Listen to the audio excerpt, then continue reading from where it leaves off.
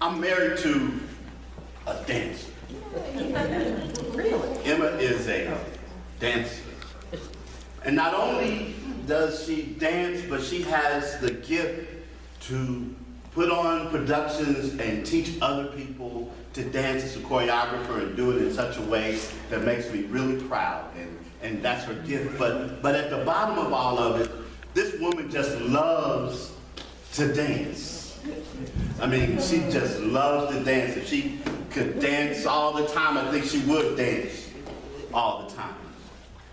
Me, on the other hand,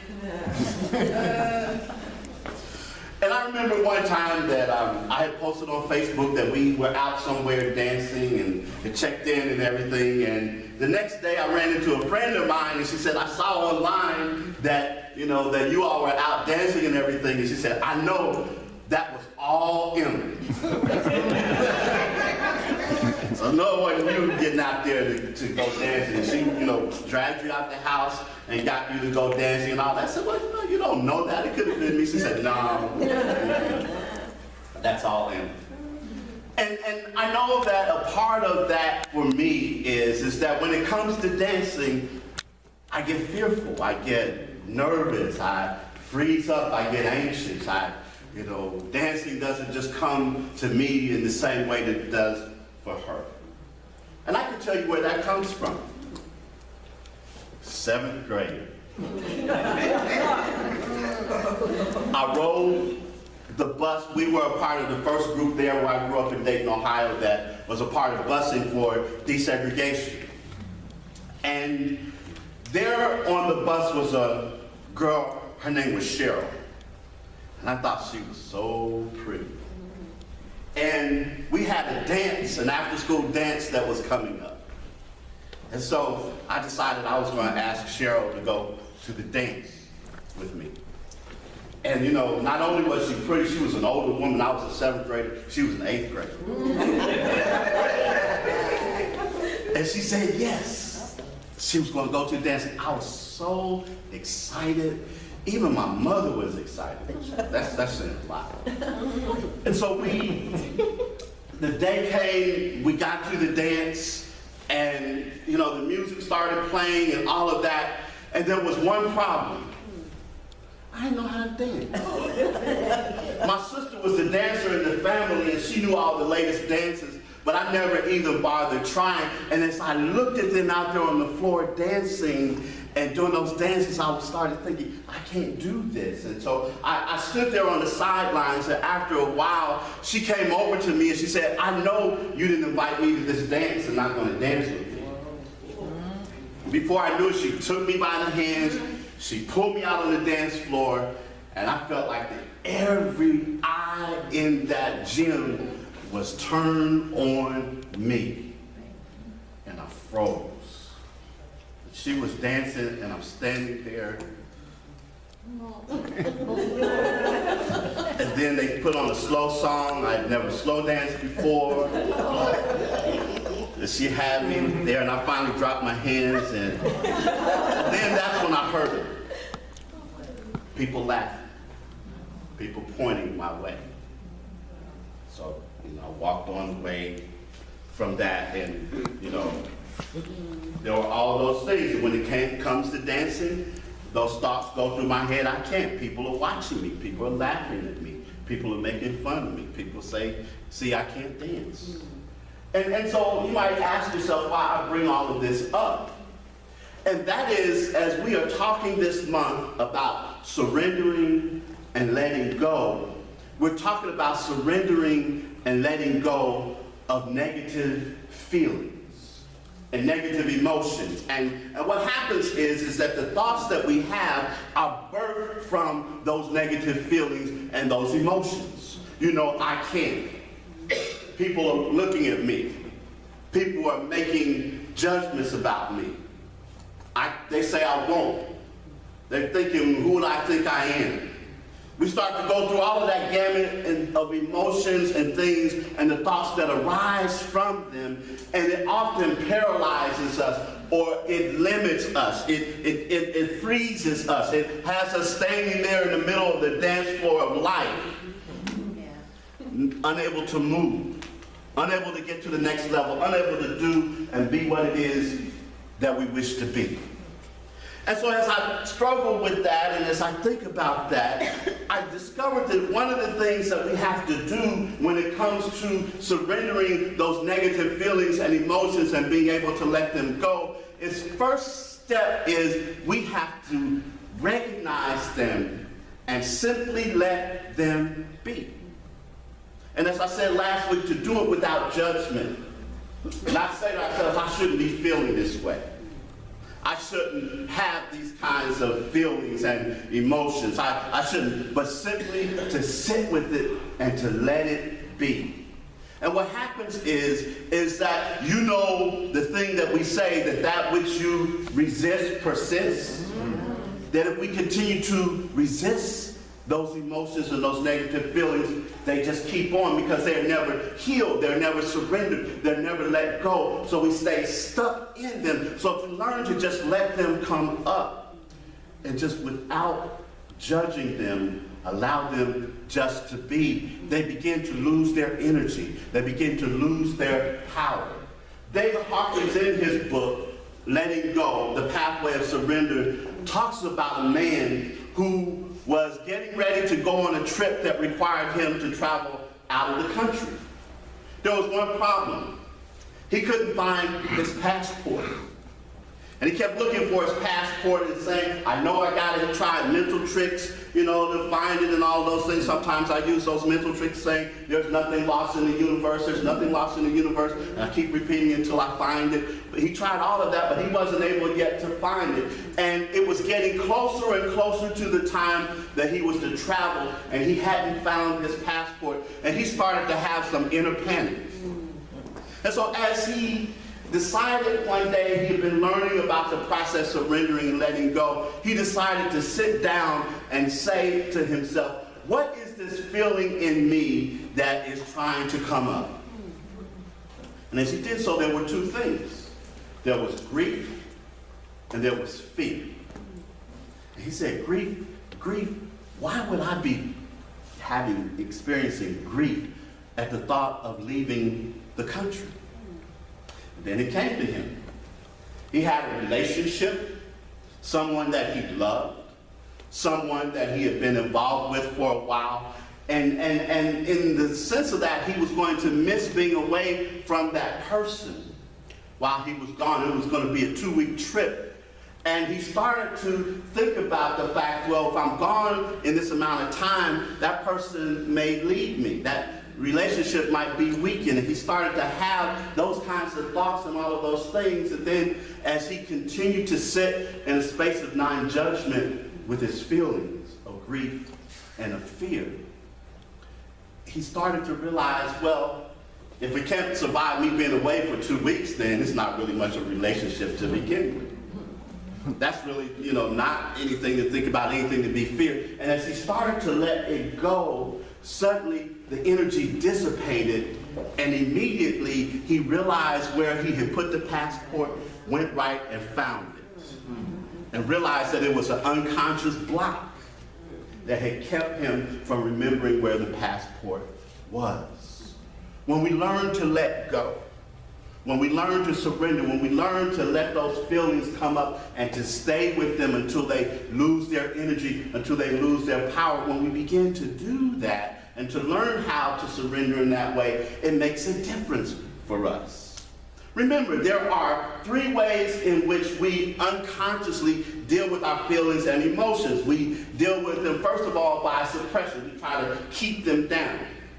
I'm not going to feel this. I'm not going to experience this. I'm not going to let it happen. And yet again, that which we resist persists. Or the second way in which we do it is that we express it. We want to get it all out and tell everybody, and then we start burning bridges. And then what oftentimes happens is after we express it, there's still some residue that's left over because, again, we haven't completely dealt with it, and it's there. Or the third way in which we deal with these is that it's through escape. We try to get away from them. We try to self-medicate ourselves or occupy ourselves and distract ourselves, and all of those things. And so that's the way in which we oftentimes attempt to deal with emotions. And so the thing we have to understand and learn, again, is how to be with it. Now, you might be looking at me and saying, well, yeah, not being able to find my passport is one thing, but what about something major in my life? What about something that is, really catastrophic, or something that is really life-altering, a crisis that has happened? What do you do about that? How are you going to do that thing? Now here is where something that almost paradoxical or interesting comes in. It's that when is something major like that is producing major feelings and emotions? Those three ways in which I said that we unconsciously deal with feelings, that we suppress them, we express them, or the third way, we escape. Those three ways, that when something major happens, we can consciously use them to lessen whatever it is that we're experiencing, so that we can then begin the process of letting go. A woman loses her job. And in the midst of losing her job, she feels a sense of overwhelm. She feels like that this is it, that, I'm going to lose my house. I'm going to lose my status in the community. I'm going to lose all of these things. So probably the first thing that she needs to do is right away just, kind of put those things and those feelings in check, and then find some people to talk about with it, which is suppression, and then she begins to express it, find some like-minded people, a community of people that are her partners in believing, that are there with her and that are, walking this journey with her. And then after she does that, then there might also be some escape where she might decide, well, I'm going to entertain myself. I'm going to, take a trip. I'm going to spend some time doing stuff that I enjoy doing, so that I kind of move away from the power and the of it, so that I can then begin dealing with it.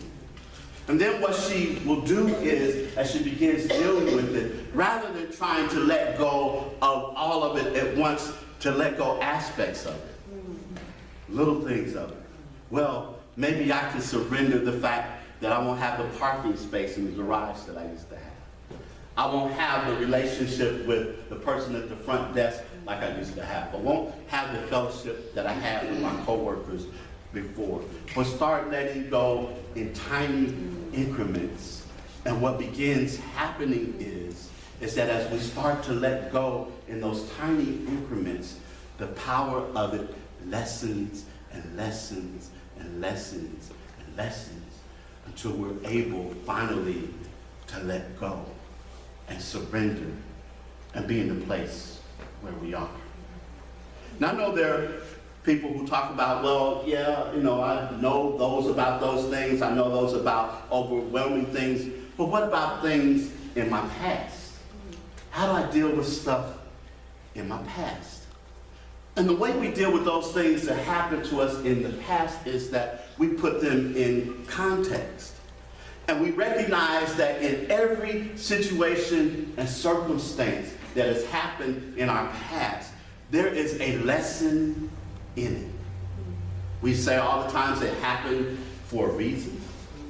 If we can identify that, if we can begin to embrace the fact that these things that happen to us, while on the one hand we might have seen at the time that it was the most unfortunate thing that it could have happened to us, oftentimes we would not be here where we are had it not been for those things.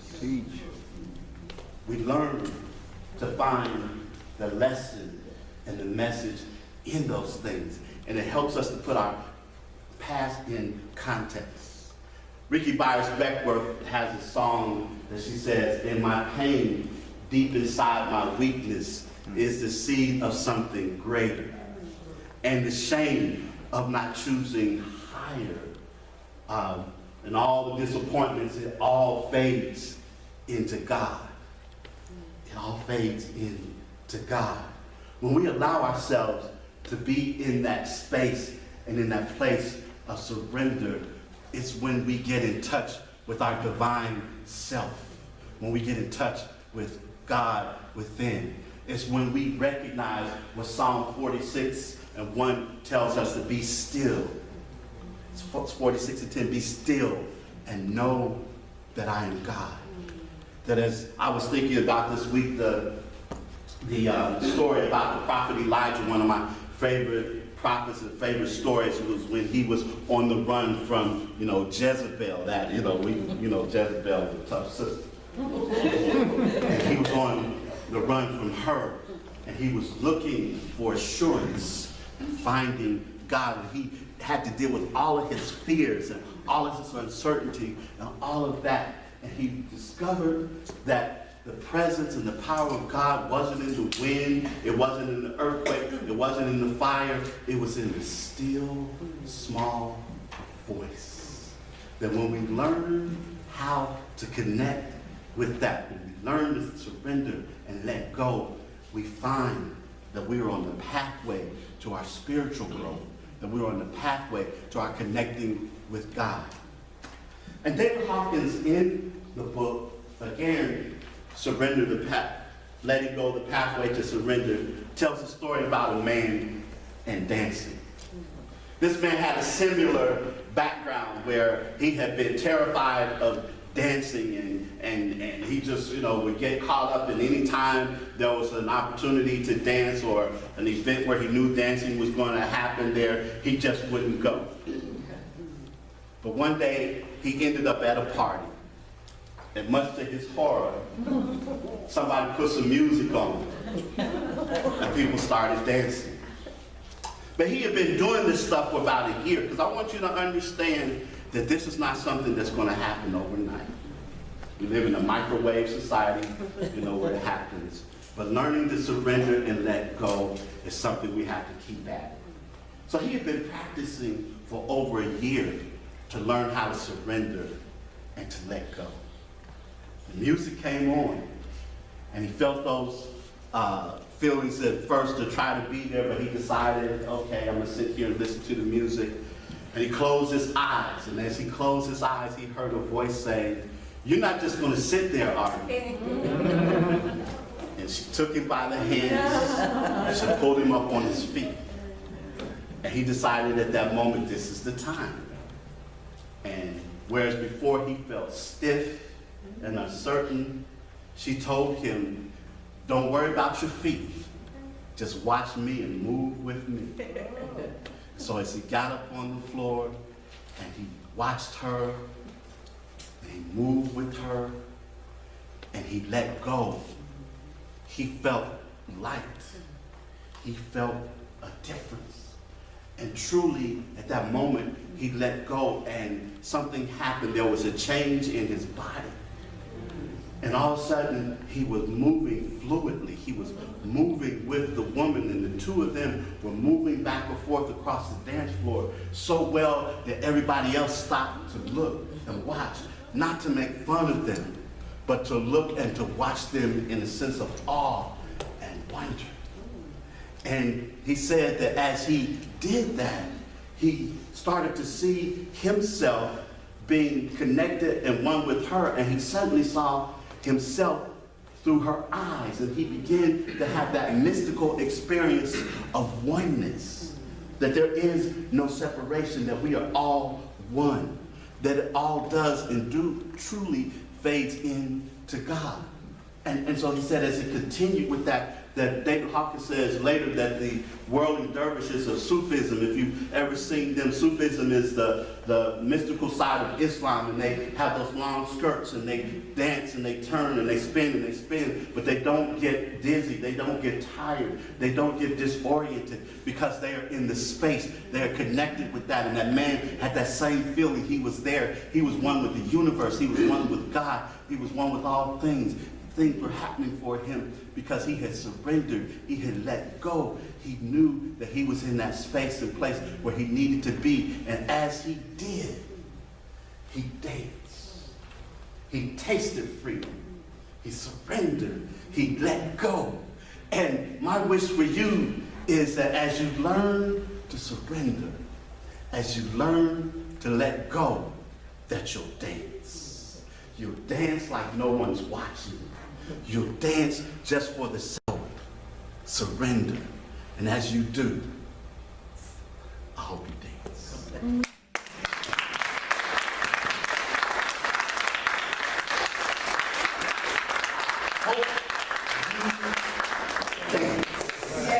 Hit it, Bill.